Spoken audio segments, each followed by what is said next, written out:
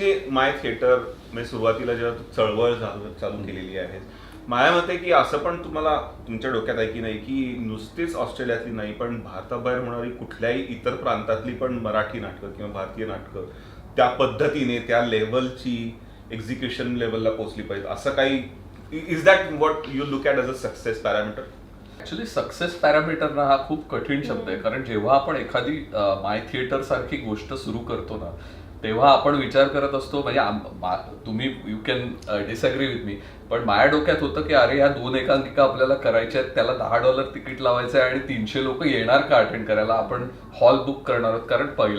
पहिलं प्रोडक्शन हे स्वतःच्या खिशात नव्हतं ऑब्व्हियसली. तर ते सगळं होतं, तर त्याच्यामुळे आपण काहीतरी खूप मोठं करण्याचं एम माझ्या डोक्यात तरी त्यावेळी नव्हतं की आपण सुरू करूया, मग बघूया कसं होतं ते. सक्सेस साठी हे नव्हतं, हे करायचंय, एक प्लॅटफॉर्म द्यायचा आहे, काहीतरी क्रिएटिव्ह करायचंय,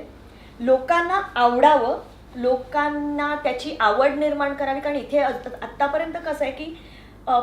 प्रोफेशनल स्टाईलची, म्हणजे जी फॅमिली ओरिएंटेड ड्रामाज वगैरे असे होतात, प्रायोगिकची अजूनही लोकांना भारताबाहेर, कारण भारतामध्ये प्रायोगिकचा एक वेगळा ऑडियन्स आहे, तसं भारताबाहेर बघण्याची लोकांना अजून सवय नाही, तर ती एक हळूहळू सवय करून द्यावी.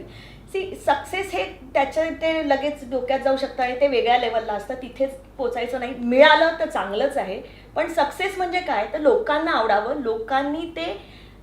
परत परत येऊन की ओके चला ह्या संस्थेची नाटकं आहेत ना, तर आम्ही नक्की काहीतरी वेगळं मिळेल आणि that becomes a motivation as well.